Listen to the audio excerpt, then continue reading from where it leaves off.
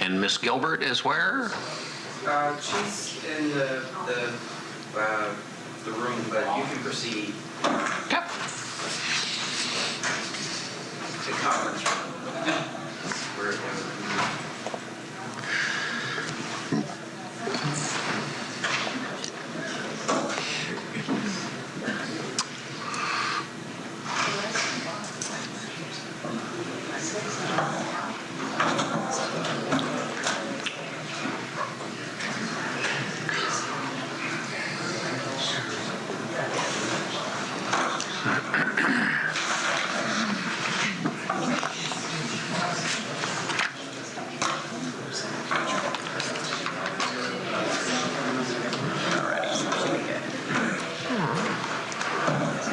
We're returning to 18B 1541-1, State of Georgia versus Tiffany Moss. The defendant's present along with standby counsel. State's counsel's present as well. We're ready to resume with our proceedings.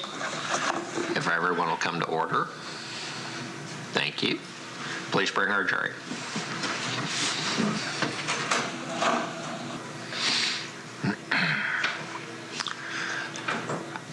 Our cameraman understands he's not to record the jury, right?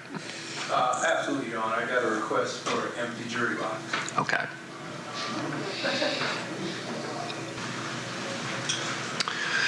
You can be seated. Thank you very much. Welcome back, ladies and gentlemen. Hope you enjoyed your break. We're ready to resume with the trial of the case. Ms. Jones, call your next witness, ma'am. Yes, Your Honor. This time the state calls Investigator Colin Flynn.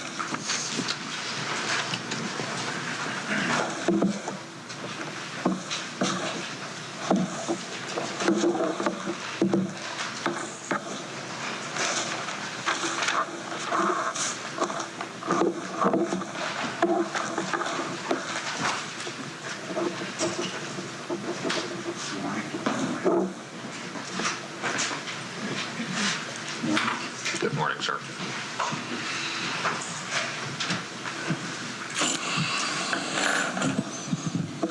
Please raise your right hand. Do you swear from the testimony you're about to give today in the state of Georgia versus Tiffany Moss will be the truth, the whole truth, and nothing but the truth, so help you God? Yes, ma'am.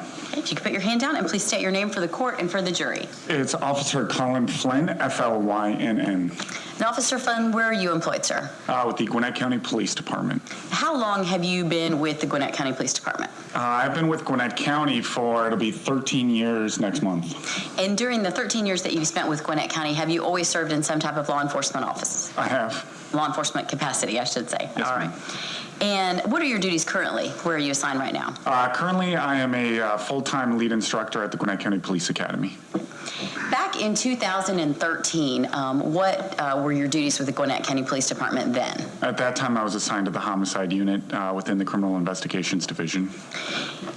Back in November of 2013, did you actually, were you assigned an investigation into the death of Amani Moss? Yes, I was assigned as the lead investigator for the Amani Moss case.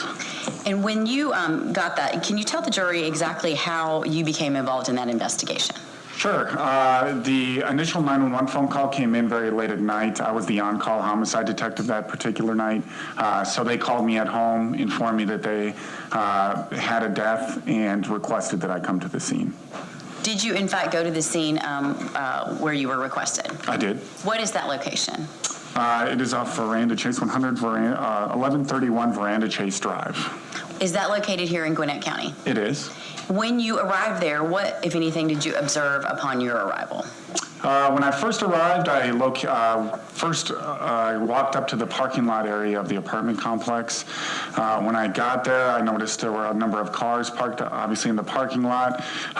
There was a trash can directly parallel from the front of that particular building in a little grassy area right next to the parking lot. Were there other officers, you said there were several cars that were parked there, but were there other officers already on scene at that time? Yes, there were several police officers that were there already. When you are a homicide investigator and you arrive on a scene, is it typical that uniformed patrol officers have already made it to the scene ahead of you? Yes, typically we ask when uniform is going to be obviously our first response. So when they get there, what we ask them to do is initially set up the scene, make sure that everything is safe first and foremost. And at that point in time, you'll see the traditional crime scene tape tape get set up, and have them start locating witnesses and trying to secure witnesses so that by the time detectives get there, the scene is set up, it is secure, and we can start getting search warrants and speaking to witnesses once we first arrive. When you arrive on scene and those types of things are getting done, do you, as the lead investigator in the case, get some type of briefing or information about what's been done up until the point you arrive? Typically, that's one of the first things I'll do is I'll get with one of the first responding officers and ask them to tell me exactly what's been going on. And in fact, did that occur in this particular case? Yes. Do you recall who the first responding officers were to that scene? It was Officer Poche was the first responding officer, and there was a second officer, Officer Poppy was the second officer on scene. Did you get your briefing from either one of them, or did it come from one of their supervisors? I received one from their supervisors and from Officer Poppy. With regard to that, you said that you had observed the trash can that was there parked in an area. What, if anything, was the relevance of that trash can? So it was relayed to me from Officer Poppy when I first arrived that they had arrived on scene and spoken with Iman Moss, and that they had learned that there was a body inside of the trash can that I could obviously see. The trash can was secured by crime scene tape so that nobody could go near it. They told me that when they first arrived that they lifted the lid of the trash can and could see a body inside. Did you yourself actually examine or look at the trash can at that time? Very briefly, I did walk up to the trash can. However, I decided not to lift the lid at that particular time. I wanted to, the decision was made at that point in time that it was going to be evidence that we were going to take the trash can to Gwinnett County Police Headquarters, and we were not going to disturb the trash can anymore at that point. Once you had received information from Investigator or Officer Poppy at that particular time on the scene, who was of interest at all at that point? Who had remained on scene? Do you know how the call originated? Let me ask you. Yes, I know that Iman Moss had called 911 initially stating that his daughter had died and that he was contemplating suicide. Was Iman Moss still on scene upon your arrival? He was. He was secured in the back of a patrol car when I arrived. Were there any other family members of Imani Moss on scene at that time? No. Did you learn that there were other individuals that actually resided there with Iman Moss as well as the victim, Imani Moss? Yes. By the time that I had first arrived, it had already been collected by uniform officers, the information that there was a female that also lived in the residence, later identified as Tiffany Moss, and 2 children. And those were three children total, Imani and then 2 other children. All right. And based on that, what did you turn your attention to Iman Moss at that point, or did you turn your attention to trying to figure out where Tiffany Moss was at that point? At that point, it had already been explained to me that uniform officers had gone to Tiffany's mother's home to try and locate her because Iman had told the initial responding officers that that's where she had gone.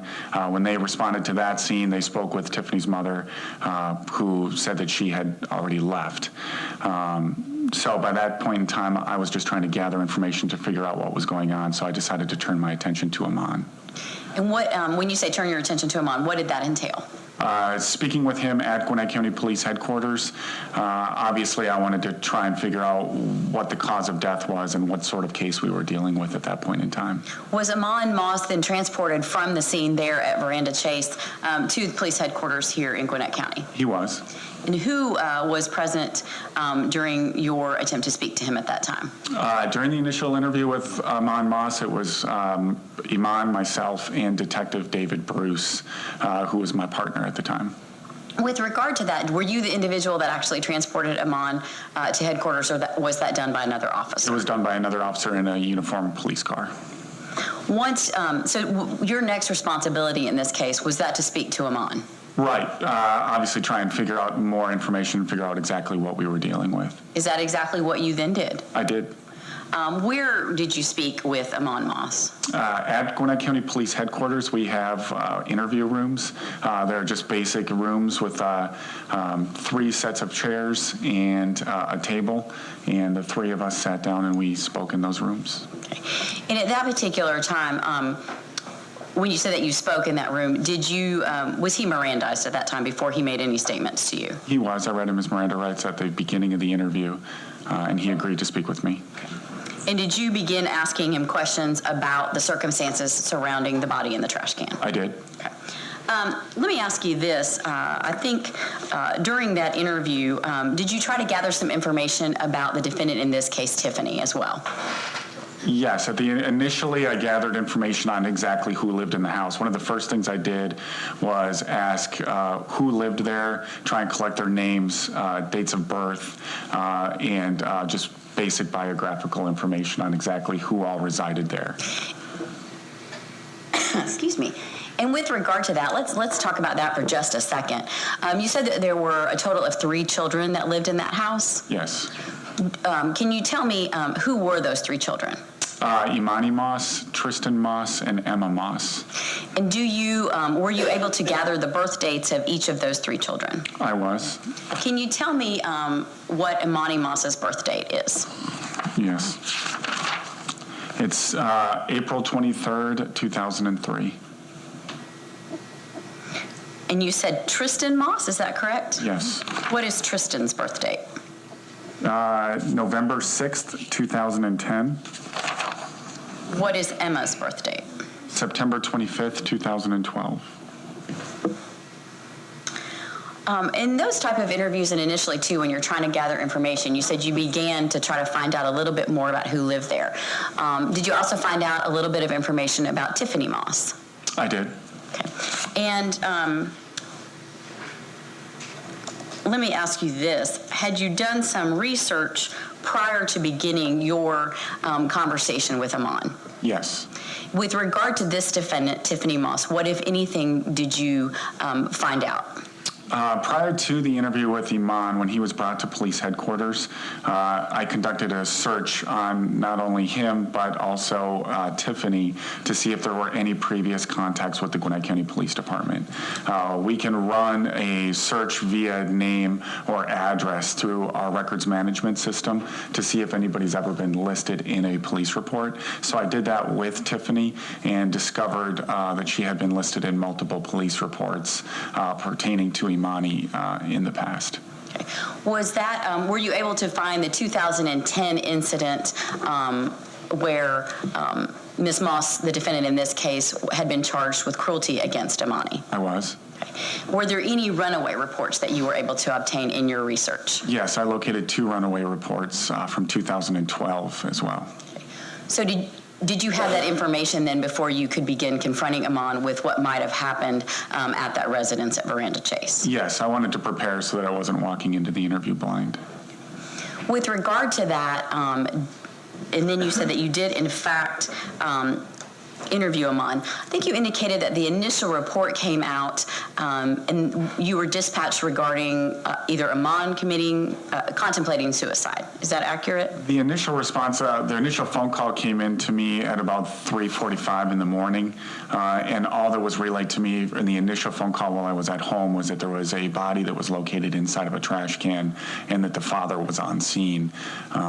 And that was initially the only information I got at home. I didn't get a more detailed briefing until I actually arrived at the scene. When you got to the scene with regarding the briefing, were you in any way informed about a possible cause of death for the child at that time?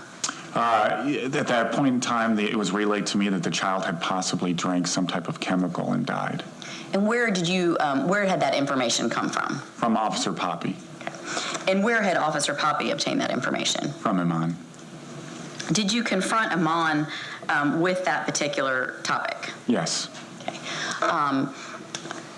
Without going into all the details of Amon's statement, because we're not going to do that, but what was that what he began to tell you the initial reason for how Imani had died was? Yes. Okay.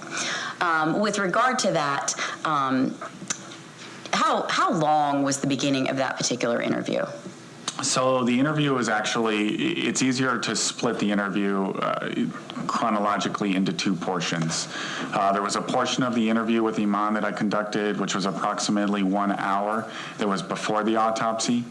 After the first initial portion of the interview, we took a break from the interview, and I went and attended the autopsy for Imani Moss, and then there was the interview after the autopsy, which was significantly different than the first interview. In the first part of the interview, did you cover things about how life was like in that particular residence? I did. Okay. And did you make some determinations about Amon's work schedule? I did. And what did you determine who was actually employed and working from that household? So Aman informed me that he had 2 jobs and that he was the sole breadwinner for the family household. Was Tiffany working at that time? No. And with regard to that, were you able to determine some type of time frames for who was present when at the location? At that point, we were able to identify a general timeline for when Iman was home. And then obviously Iman informed me that when he was at work, that Tiffany was at home with Imani throughout the course of the day. And who else was there at the house with Imani and Tiffany during the day? The other 2 children, Tristan and Emma. And without... as I said, we're not going to go into a lot of what Aman said at that particular time to you, but did you have a sense of whether or not you were getting all of the facts or circumstances in the first part of that interview? During the first portion of the interview, I did not feel as though Iman was being honest with me. Okay. Did you confront him about that? I did multiple times. What about Detective Bruce? I think you said he was present in the interview. Was he just observing, or did he take an active role as well? He took an active role in assisting. Obviously, in interview, we try and both investigators will try and interact with the person. Inevitably, you're going to draw a connection, typically with one person more so than another. So we both tried to see who he would respond to a little bit better. But we both felt as though Iman was not being truthful in the first portion of the interview. What did you, when you said that you felt he wasn't being truthful, you said you confronted him with that, but how would you do that? His initial statements were sort of all over the place. They were sporadic, and they weren't making typically a person who is telling a story will do so in chronological order. He was jumping all over the place in his retelling of the story initially, so that's a clear indicator of deception. And so I routinely asked him, Aman, let's start over. This does not seem right. You're all over the place. So we had him go back multiple times and restart the interview. With regard to that, did you ever ask him if he was covering for anyone? I did. Did he give you a response to that? Yes. Who did he say he was covering for? He told me multiple times throughout that first portion of the interview that he was trying to cover for Tiffany. Now obviously you were trying to get to how Imani died. Is that accurate? That's correct. You obviously, though, knew that somehow she ended up burned in a trash can. Yes. Did you confront Aman about how Imani was placed into that trash can, how she got to be to that point? I did. In the first part of the interview, was what he told you about that trash can, was that consistent with what he told you in the second part of the interview? Yes, as far as putting her into the trash can, yes. Was he the only one responsible for putting her into the trash can? No. Who else was responsible for putting her in the trash can?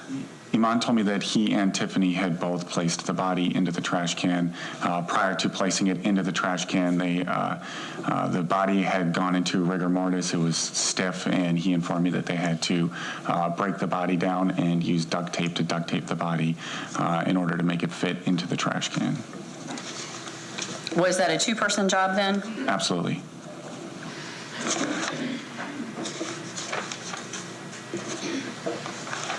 Was there going to be an explanation for why or where Imani was? Yes.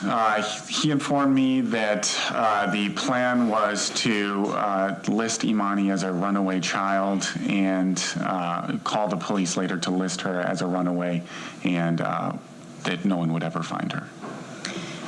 You indicated that you had a break. There were two times of interview, or two parts of the interview. This first part of the interview, that was your first responsibility with the investigation of this case. Is that right? Correct. What did you do in between the first part of the interview with Amon Moss and the second part of the interview with Amon Moss? So it had come to my attention during the course of interviewing Amon that the medical examiner was present at headquarters and that she wanted to conduct the autopsy. At that point, I wanted to be present for the autopsy. The location for where we conducted autopsies is actually used to be at this point in time, was in the basement of police headquarters, or not basement, it was on the first floor of headquarters. So I told Amon that I would like to take a short break. He was able to eat some food at that point in time because it had started to become earlier in the morning, more reasonable breakfast time hours. So while Amon was eating some food, I attended the autopsy. And when you went to the autopsy, when you attend an autopsy like that, I know you're not the medical examiner, but when you attend, do you just stand by and observe, or what do you do? Typically, I will stand by, I'll observe, I'll speak with the medical examiner while she's conducting the autopsy, and she'll let me know firsthand while I'm standing there what she's seeing and what looks out of place, and keep me informed of the whole process. What I want to know from you is what you observed, because I know that you had conversations with Dr. Stauffenberg, but when you got there, was the body still contained inside the trash can? The body had just been removed when I came downstairs. Was there anything still wrapping the body at that time? Duct tape. Were you obviously able to observe that duct tape? Yes. And where was the duct tape that you saw? It was wrapped around her arms and legs. Did there come a point, obviously, where the medical examiner will explain the procedure that she had, but ultimately was the duct tape removed in order to perform the autopsy? It was. Was the body clothed at the time that you arrived there with the duct tape still in place? She had on socks, underwear, and a small T-shirt. And I'm calling it the body, but that was Amani Moss, wasn't it? It was. All right. So you're in the room. Did there come a point where the duct tape was removed from Amani? Yes. Were you still present when that happened? I was. And once that occurred, was the body then laid, was Amani then laid out on the table for examination? Yes. Did you make any observations immediately about the appearance of Amani? Yes, it became immediately apparent once we got her out of the trash can that it was very different than what was initially told to me in the initial interview. Just looking at Amani, it was extremely apparent that this was something a lot more long-term and deliberate than what Iman had originally told me. And what, when you say that, what was the appearance of the body? What made you realize that so quickly? It was extremely emaciated. She had no fat, no muscle tone to her legs, arms, face was emaciated, body was extremely thin. It was extremely apparent what had been going on. With that information, did you then go back downstairs to confront Amon or to begin a different approach to your interview with him? Yes, at that point in time, the tone of the interview changed significantly. Did you, in fact, confront him with the observations you'd made? I did. At that point, during the second interview, what was your... Was there any mention about starvation? Yes. It had become incredibly, it was very apparent at that point in time that she had not been eating for a very long period. Well, I can't testify to how long, but it had become very apparent that she was not eating and she was extremely emaciated. And so the tone of the interview shifted to starvation.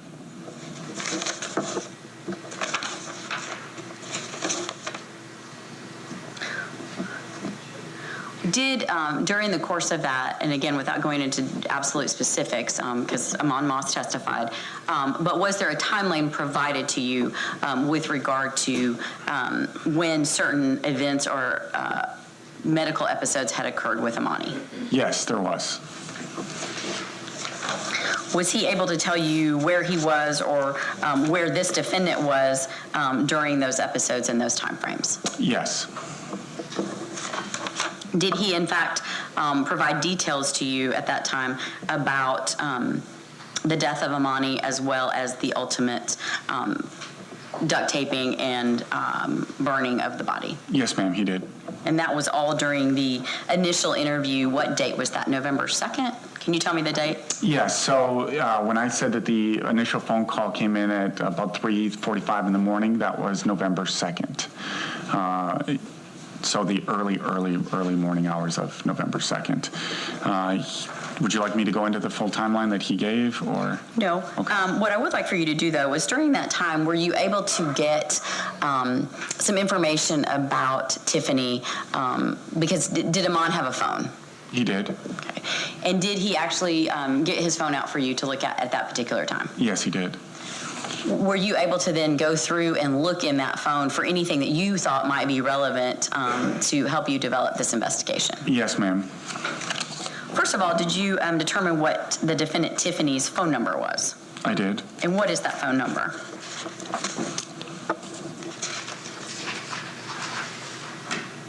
678-471-6469. And did you note what that contact, I don't know if you recall, but do you recall what that contact was listed in as in his phone? I do not recall what it was exactly listed at. I'd have to see it again. Did you, in fact, go through the phone to try to see if there were any text messages or photographs or things of that nature corresponding with the time frame that you thought you were now working with? Yes. Did that time frame encompass about a 7 to 10 day period prior to Amani's death? Yes. All right. Do you recall? I'm going to show you what's been, if I'm going to approach Your Honor. You may. Admitted into evidence as State's Exhibit number 38.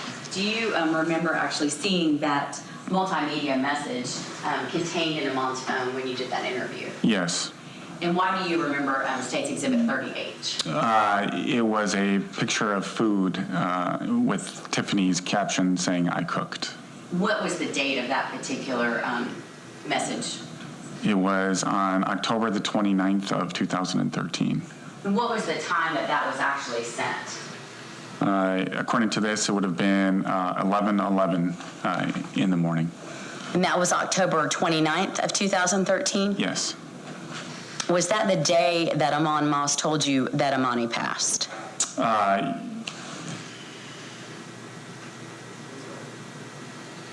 He told me that she died on the 30th. Okay. And so the day before, on the 29th, was Tiffany Moss sending him pictures of lasagna that she made? Yes.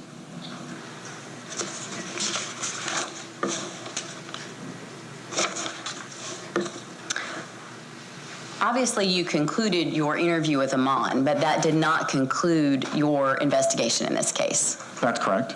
What was the next thing after you had spoken to Amon that you did in this case? After speaking with Amon, I spoke with several other witnesses in the case. I spoke with Tiffany's mother and sister. I also spoke with friends of Iman and Tiffany, as well as school teachers that Imani had been a part of. With regard to speaking with her sister, did you speak with Tiffany's sister, Brittany, that day while you were there at police headquarters the initial day of November 2nd? I did. Were you able to obtain a phone from her at that time? I did, yes. And did she give you that phone willingly and by her consent? Yes, she was cooperative at that point in time. Okay. And with regard to that, did you also, were you able, before you actually had a formal, well, let me ask you this. Did you have a formal download of that phone once you obtained it from Brittany? Yes. Okay. But before you actually sent that to somebody at the police department, did you examine the phone with Brittany present during the interview? I did. Okay. And I'm going to show you what's been previously marked and entered into evidence.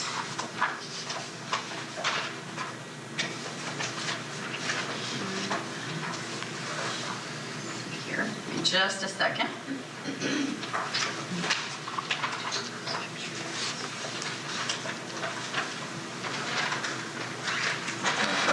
Here we go. I found them. As State's Exhibit 2D. Do you recognize State's Exhibit 2D? I do. How do you recognize State's Exhibit 2D? These were photos that were on Brittany's cell phone that she showed me during the course of the interview. As far as when I asked her when she had last had communication with Tiffany, she showed me these photos and told me that it was on October the 31st, Halloween. And with regard to October the 31st, according to the account that Amon gave you, that would have been at least the day after Amani had died. Is that right? Yes, so Amani would have been passed away by this point in time. Okay. And with regard to that photo, did you actually comment to Brittany about when she received that photograph? Yes. And when was that photograph received? It was received at 7:41 p.m. on Halloween night. And is that a picture? Who is that a picture of? Was she able to tell you? Yes, that's Emma and Tristan Moss in their Halloween costumes.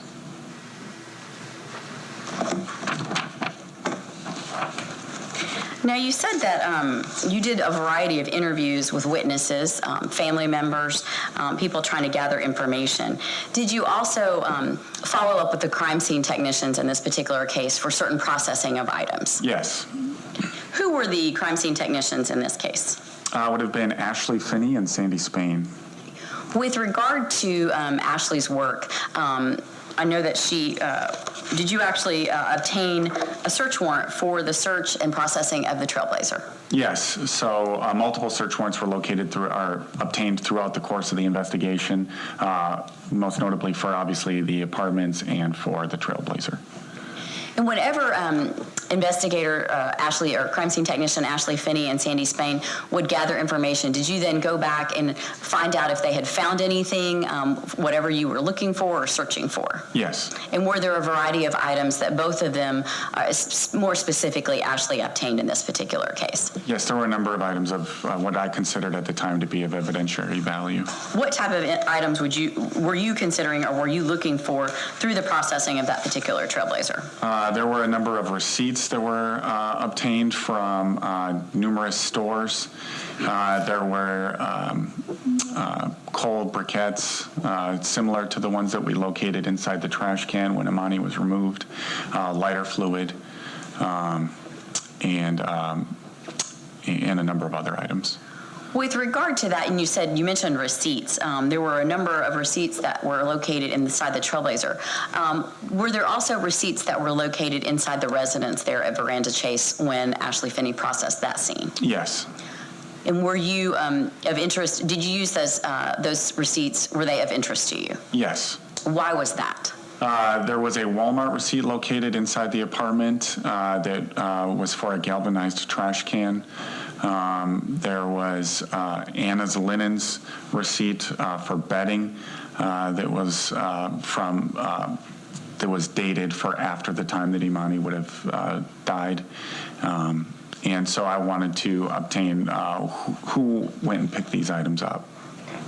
And was there also a Target receipt that was obtained? Yes. All right. Now, with regard to those items, when you said you wanted to see who picked those things up, what did you do in order to try to determine that? So either I went out to those locations or other investigators that worked with me went out to those locations to try and obtain video surveillance. And with regard, let's start with the Walmart first. Okay.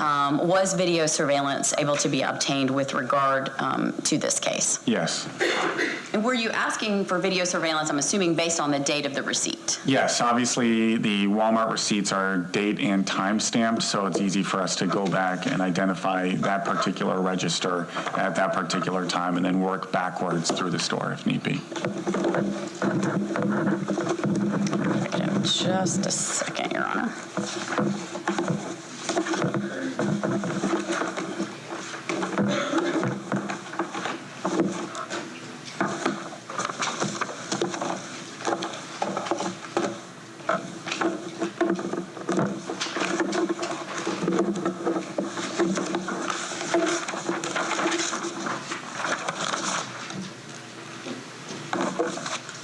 I'm going to show you what's been previously marked and identified but not yet admitted as State's Exhibits number 4 through 8.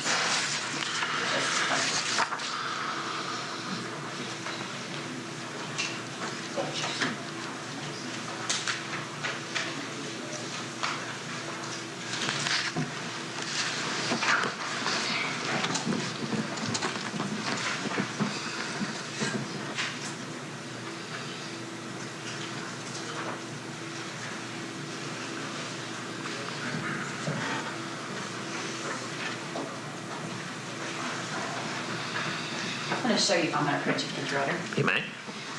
these exhibits, and if you could look through them and see if you recognize them. I'll get into the question here in just a moment.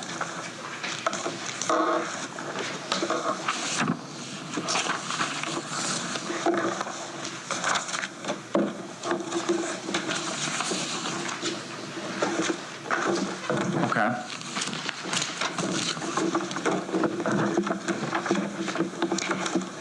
Do you recognize what's depicted in State's Exhibit, I believe it's 4 through 8? I do. And how do you recognize what's depicted in States 4 through 8? These are still shots from the video surveillance from the Walmart. Your Honor, at this time, pursuant to a business record certification, the state did in fact serve notice on the defendant, provided her with notice of that to proceed under the appropriate Georgia code. And at this time, I would like to admit, first of all, the business record certification as State's Exhibit number 34 for the video that was obtained as a business record. And I have in fact showed this to the defendant. Any objection? No objection, Your Honor. States 34 is admitted without objection. Going back to those still photographs, were those obtained from the Walmart surveillance that you got in this particular case? Yes.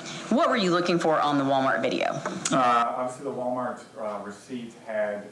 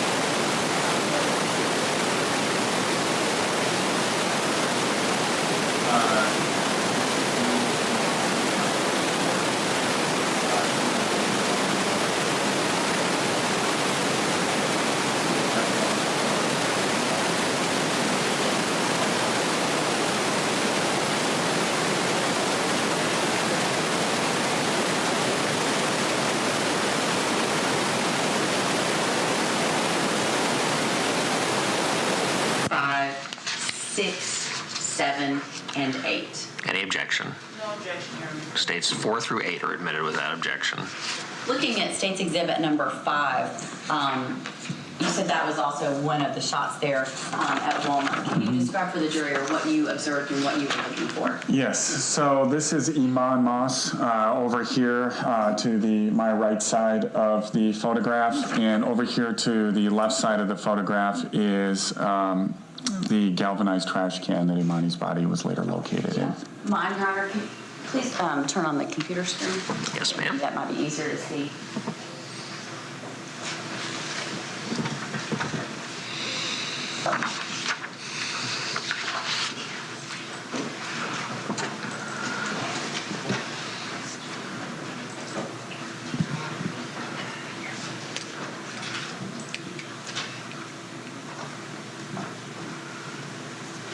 Take it from you if that's okay. Yeah, go ahead. Okay, because you're going to be able to see it on your screen right there. Okay. That's all right.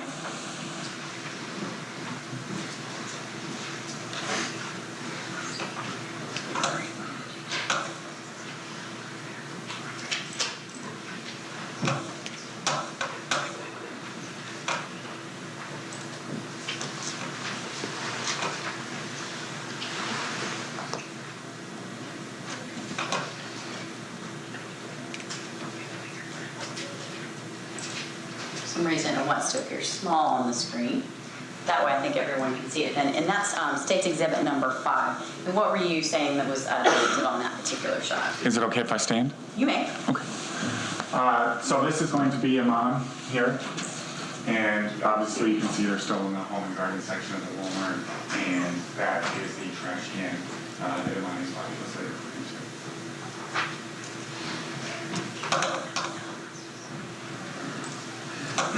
There's also some bedding there inside of the cart as well.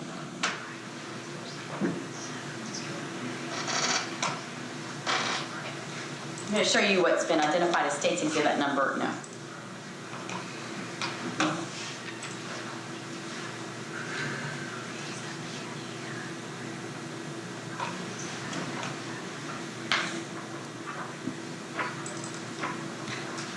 Okay. It's been identified as State's Exhibit number 7 and admitted into evidence. And where is that? Okay, so this is going to be the checkout counter for Walmart. This is the lady that checked Iman out as he purchased the trash can. This is the trash can here. And this is where we were able to take the receipt back to. Walmart receipts obviously contain not only the date and time stamp, but also which register was used. So we were able to track immediately to this register and then work back through the video at that point. So. And I'm going to show you one more. Okay. It's been identified as State's Exhibit number 8. This is Iman after he has purchased the bedding and the trash can. Just a second. Sorry.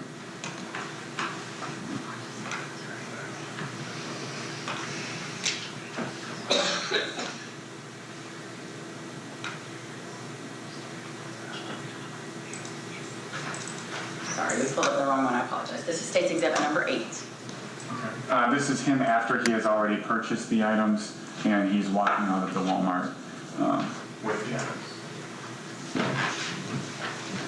Can I have a seat? Thank you.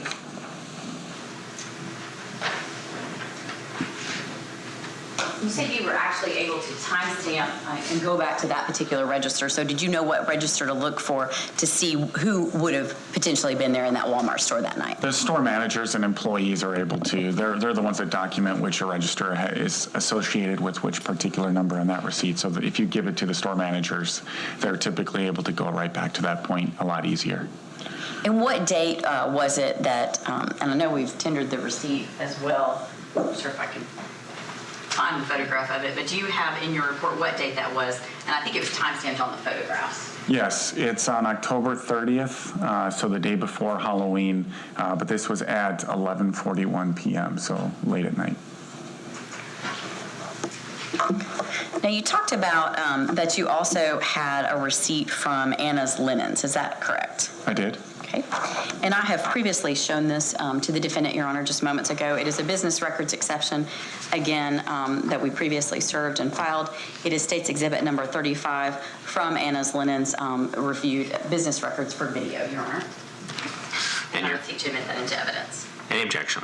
No objection, Your Honor. States 35 is admitted without objection. Did you actually, either you or another investigator, attempt to obtain video from Anna's Linens? I obtained it, yes, ma'am. And with regard to that, did you base that off of the receipt that you had actually found? I did. What days were you looking for on the Anna's Linens surveillance? Or day, I should say. If you have a copy of the receipt with you, Give me just a second, I'll find it. it'd be a little easier than finding it in here. These were the two things that I was going to pull before you came in here, investigator. I apologize because I forgot. Oh, that's okay. Mr. Porter, can you give me the exhibit numbers, please? Linens receipt, exhibit number 10.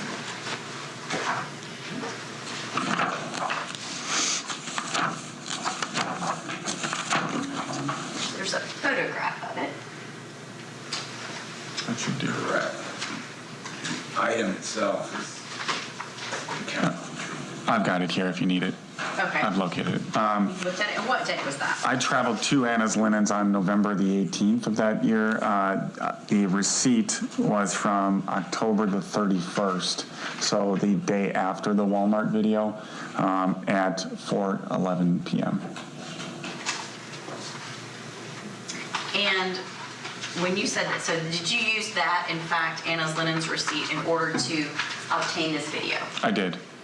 When you went to Anna's Linens, were you in fact able to obtain surveillance video on the 31st of October. I was. And I'm going to show you what's been previously marked, and I did in fact show this to the defendant already, State's Exhibit number 33, and asked you if you recognize that. Yes, this is the Anna's Linens video. That is the one that you actually obtained during the course of this investigation. Yes, ma'am. And could you, Your Honor, this time the state would seek to admit into evidence State's Exhibit number 33. Any objection? No objection, Your Honor. States 33 is admitted without objection.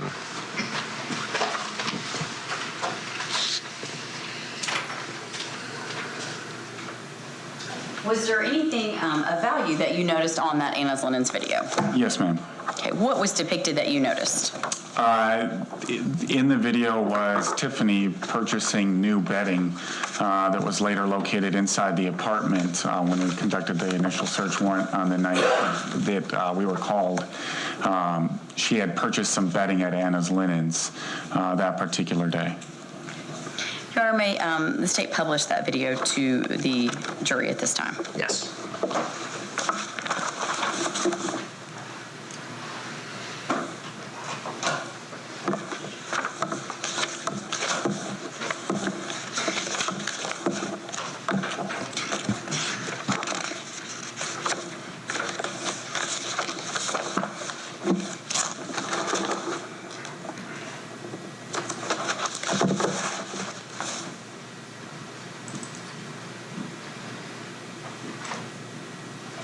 I know it moved very quickly, but this was this in fact the surveillance video that you obtained? Yes, so And this is, I'm sorry, go ahead. Go ahead. Why did you take this to be of value?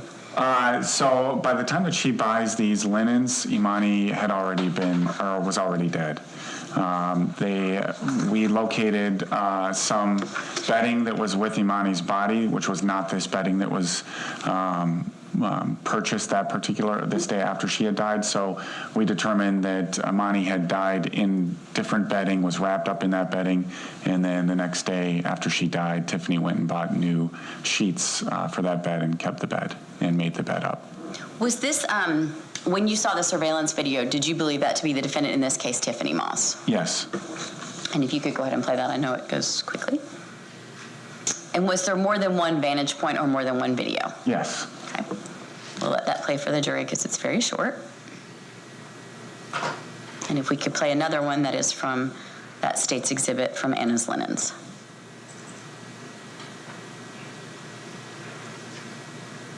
Was this the register area where the receipt had come from? Yes. And can you see in the top left corner of the screen in this video Yes. what that is? So the blue sweatshirt is the sweatshirt that Tiffany was wearing that day. That is Tiffany actually purchasing the bedding. Okay. And go ahead if you could play that video, please.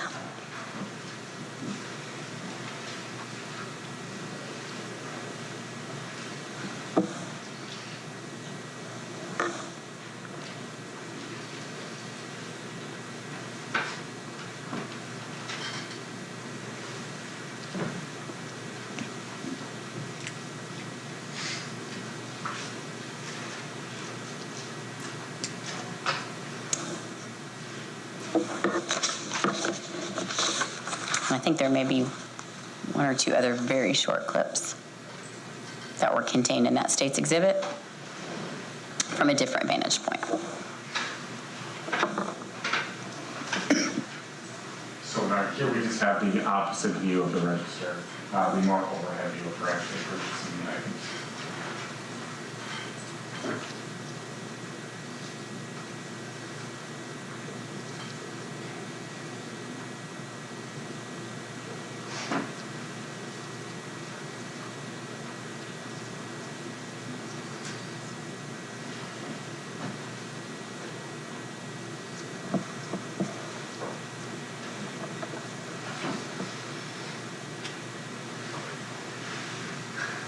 I think there's one more very short clip.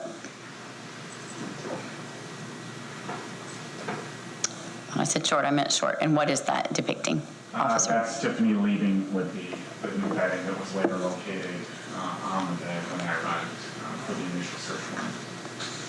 And when you say when you arrived for the initial search warrant, was that at the 1131 Veranda Chase apartment? Yes. If you could have a seat, please, sir. Excuse me.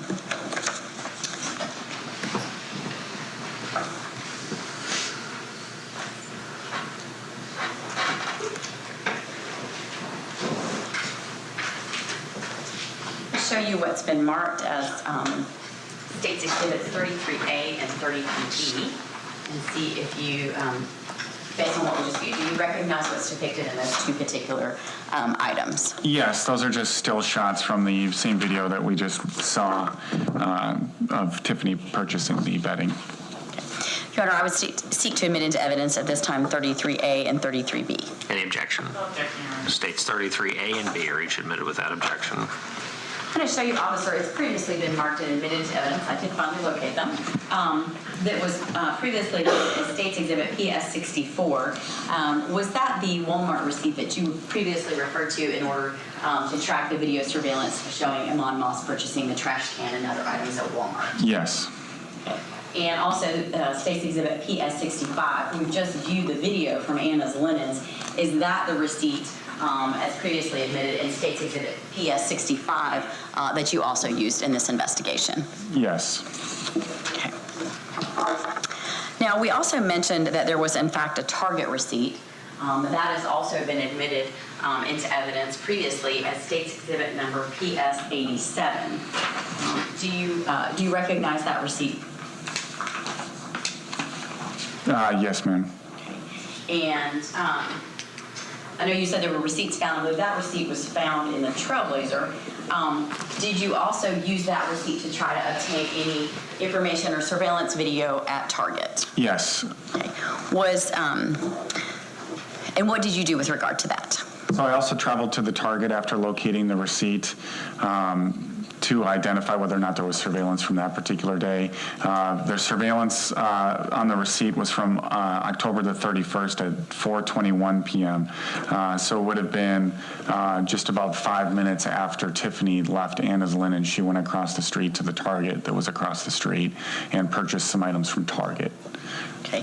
And were you able to obtain that video surveillance? I was able to view the surveillance from the Target's loss prevention office. However, they were having some issues with the surveillance equipment and being able to record it. With regard to that, so did you actually make observations as to whether you could see anyone on the surveillance video? Yes. Okay. And when you say you saw that Tiffany, and you're referring to Tiffany, is that the defendant Tiffany Moss in this case? Yes, ma'am. And I don't think I've asked you this yet, but do you see that defendant in this courtroom today? Yes, ma'am. She's standing over here in the You said blue. standing. Is she standing? I'm sorry, sitting over here in the blue and yellow checkered shirt. And when you say that you observed her on that, what made you recognize that to be Tiffany Moss? She was obviously wearing the same clothing that she was just wearing in Anna's Linens, and she was driving the Trailblazer. Were you able to see the Trailblazer outside the parking lot? Yes, in the Target video, they actually had surveillance of the actual parking lot, and you could see Tiffany driving to the location in the Trailblazer. Okay. And with regard to State's Exhibit, I apologize, I don't remember the number, I just can't. PS87. PS87, the Target receipt. We saw what she purchased at Anna's Linens. Can you see from that receipt what was purchased at the Target on that October 31st date? Yes, she purchased 2 children's cold and nighttime medicine packages.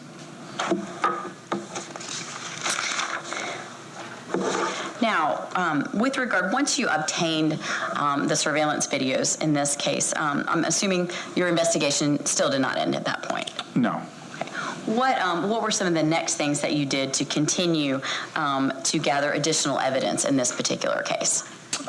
We also, my unit and I obtained work records for Iman to show, in Iman's initial interview, he told us that he worked 2 jobs and he was gone throughout the course of the day and most of the time into the night. So one thing that we wanted to do was go back and actually obtain those work records to verify that he was at work during the day and most of the time in the evenings, and that Tiffany was left alone with Imani.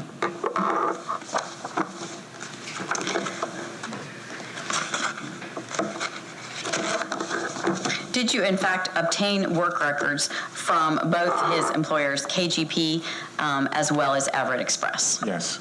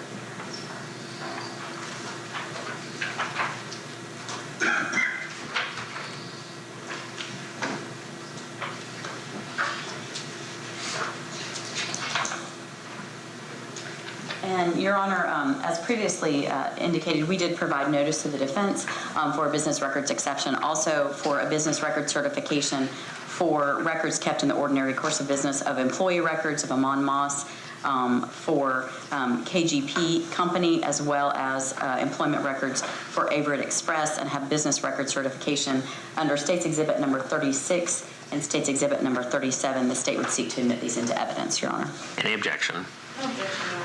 States 36 and 37 are each admitted without objection. Thank you, Your Honor. I'm going to show you what's been admitted as State's Exhibit number 36 and ask you if you recognize State's Exhibit 36.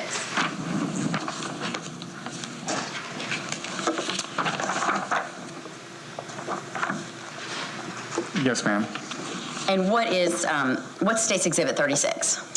These are work documents related to KGP Logistics, which is a company that Iman worked for during the day.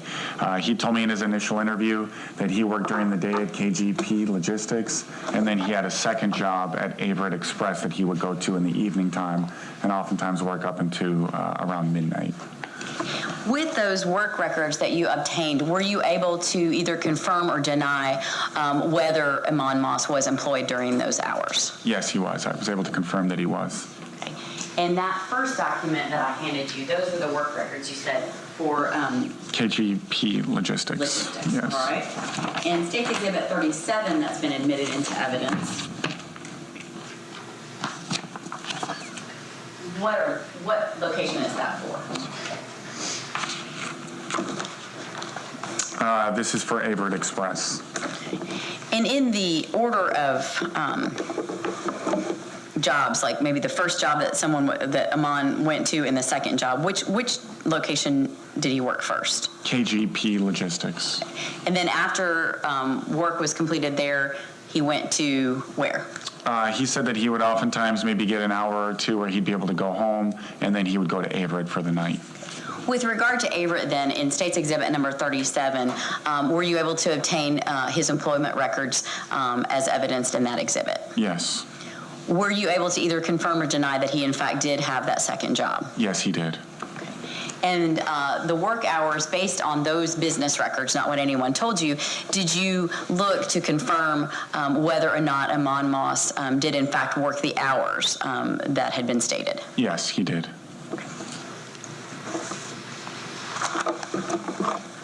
With regard to any time, let's look at the KGP records first. During the time frame from what time frame were you looking for with the records? Was it about a week to 10 days time frame, or how long? Yes, in the initial time frame that Iman had given me for the time where Imani had died, I wanted to go back all through that time period because he told me in his interview multiple times that he really didn't know what was happening back at the apartment. He said that he was working all day and into the evening, and that Tiffany was at home with Imani. So obviously I wanted to confirm that he was working those hours in the weeks prior to her dying. Were you able to confirm that with those records? I was. Was there a time that he was ever gone or that he took off from KGP? Yes. On October the 21st, he took off the day off as a vacation day. Was there any other time from October 21st until November 2nd when you arrested and charged him in this case that he took any other days off? No. Did the work records show that he was in fact at his job during those other days? Yes.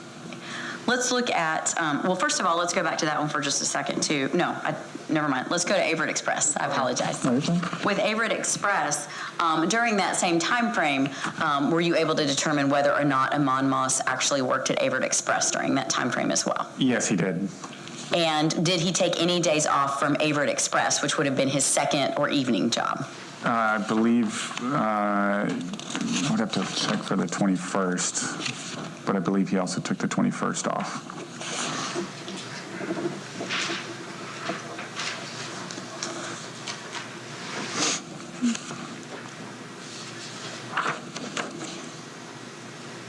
Not sure if you can verify that or not. I'll give you a second to look. No, it's not going to be listed on these. It just prints out as a total hours for the week. So. But was there any day that was noted where he might not have been there, or you cannot tell from that particular record? You cannot tell. All right. Now, looking at that Averitt Express, though, are there timeframes where you are able to determine when he leaves his job at that particular time?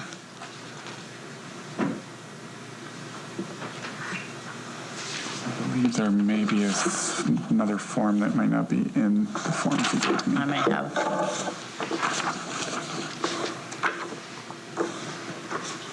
And if you need to refer to your report, feel free to do so. Yes, ma'am. Maybe if I turn your attention to October 30th, were you able to obtain any information when Amon left work from Averitt Express on that date? Yes, he was able to. I was able to obtain that he worked at Averitt that night and then left work just prior to him going to the Walmart to purchase the trash can.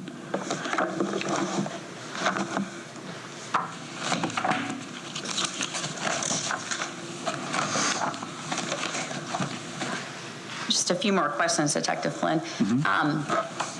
You indicated that you did have occasion to interview the defendant's family members in this case, specifically her mother and her sister, her mother being Pearlie Bashir and her sister being Brittany Brown. Correct. Turning your attention to Ms. Bashir, when she arrived at headquarters, did you ever have occasion where you got to see Tristan Moss or Emma Moss? I did. And were they brought to headquarters by Ms. Bashir? They were. Can you describe for the jury the physical appearance of Tristan Moss and Emma Moss? Yes, they appeared to be healthy young children. They were playful, very alert, did not seem to have any type of health issues at all.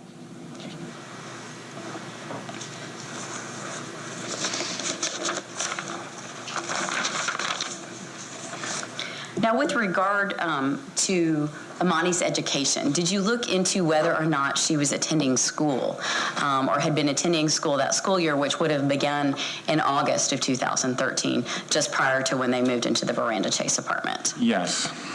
What, if anything, did you find out about her school situation? I learned that, initially from Iman, that Imani had been in school the previous year, but in August or September of that year, they decided to withhold her from going back to school and decided that they were going to homeschool her. Were you able to do any type of verification of that? Yes, I called the state in reference to verifying that paperwork had been filed with the state that they were going to homeschool her. And is anything else required from the state regarding homeschooling other than an intention to homeschool your child? No, I was informed by the state that all that was needed to homeschool your child is an actual declaration that you are going to homeschool your child, and that they have received that declaration that they were going to hold Imani out of school.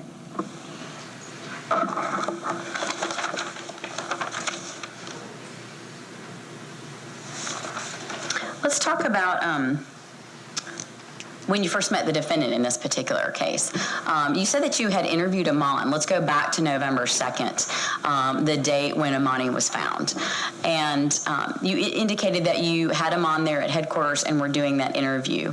How did you come to meet the defendant, Tiffany Moss, in this case? Tiffany was located in, I believe, Roswell, the city of Roswell, and was brought to Gwinnett County Police Headquarters, where I met her there.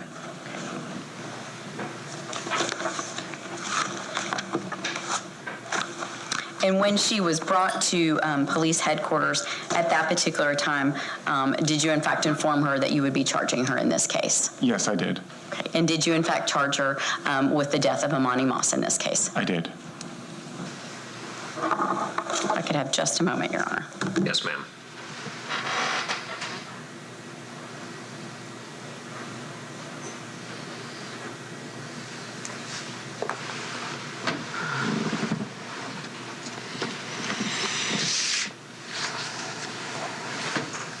With regard to the defendant, Tiffany Moss, what was her physical condition and demeanor at the time that you charged her in this case, when you saw her there at headquarters? She was cooperative, polite, and she appeared to be in excellent health. That's all the questions I have, Your Honor. Cross-examination. May this witness be excused. You may, Your Honor. You're excused. Thank you, President. Would I be correct in assuming that your next witness is going to be somewhat lengthy? Yes, sir. All right, ladies and gentlemen, we're going to go ahead and take our lunch break at this point in time then. Let me remind you of the instructions that are very familiar by now. Do not discuss the case with anyone. Do not allow anyone else to discuss the case with you or in your presence or hearing. Do not even discuss the case amongst yourselves. Do not attempt any independent research or investigation into any aspect of the case, and do not read or listen to any accounts that might appear in the news media. Lunch procedures will be the same as they have been in the past. Please remember to keep your juror badge prominently displayed on your person at all times. And we'll be resuming at 1 o'clock. You can go back with our bailiffs. Thank you. I think your badge is in your seat. Our jury's out. You're welcome to go ahead and be seated. The case that was cited by standby counsel, which is McCaskill, M-C-K-A-S-K-L-E versus Wiggins, W-I-G-G-I-N-S. That is a U.S. Supreme Court case. 104 Supreme Court 944, 1984 case was, I believe, presented to me in support of the contention that whatever conversation we have to have about this issue should be done in an ex parte basis, and I don't see that in this case. Was I mistaken? Yes, Your Honor. That was in response to Mr. Porter's assertion that defense counsel cannot come forward and request the ex parte hearing. So McCaskill stands for the position that standby counsel cannot be totally silent, but we can't file motions related to suppressing evidence or make objections or do anything in the presence of the jury that interferes with her right and her ability to put her own case forward. The request for the ex parte hearing is something that Ms. Moss agrees to, and the purpose of the hearing is so the court can hear from Ms. Moss. Okay. Well, Ms. Moss, stand up and tell me what it is that you want to address on an ex parte basis. You don't have to give away whatever it is that might be a strategic issue, but generally speaking, what do you think needs to be discussed outside the topic of the state, or outside the presence of the state? I'm sorry, Your Honor, but because she has a right for the state not to hear something, if she unintentionally divulges something to the court for strategy, for example, she's now divulged it to the state. I think you can ask her that question and she can respond, and the court can decide whether ex parte is necessary, but to place her in a position where she says that in front of the state and she potentially divulges something that she doesn't have to, I think is improper. Well, And I'm just bringing it to the court's attention as standby counsel. Oh, Your Honor, that's not an objection? yeah. We're here. I understand, sir. I want to hear from Ms. Moss. Okay. Okay, Ms. Moss, you don't have to reveal anything that is the secret, but just waving the word ex parte around by itself isn't enough to have me exclude the state from a conversation. So give me some sort of hint about what it is that you think we need to discuss without them being present. Just some certain situations, I guess, as far as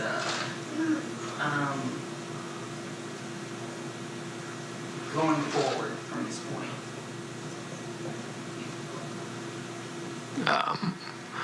In terms of representation, or is there something you need from the court that you don't have?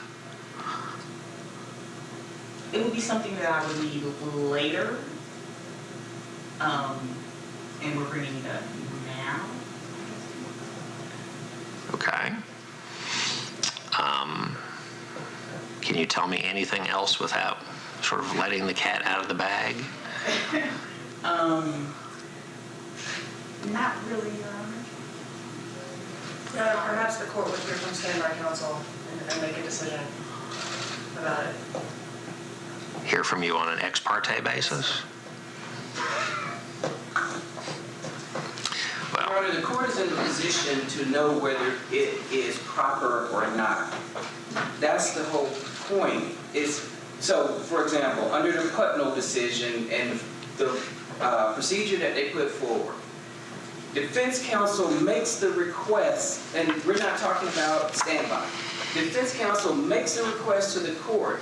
The court looks at the request, determines whether it is appropriate or not, and then rules as to whether ex parte is necessary.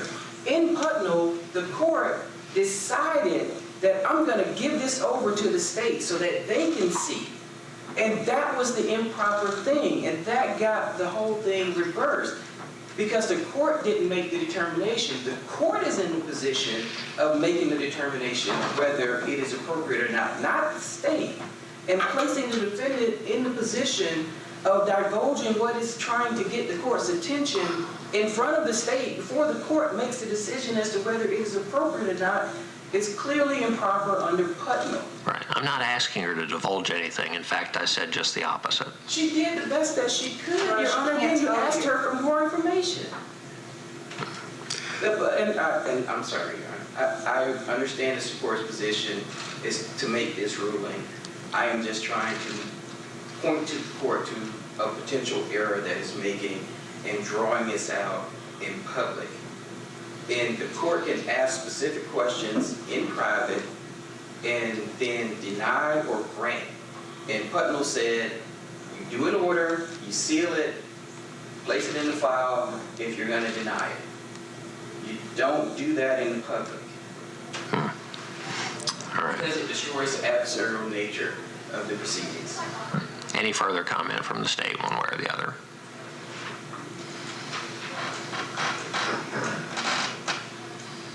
I think at this point, it's incumbent either upon on standby counsel or the defendant herself to give the court some idea of what they propose. The state would be willing to have that delivered to the court for an in-camera inspection and a determination. I mean, using Mr. Gardner's word, the court is to consider the request.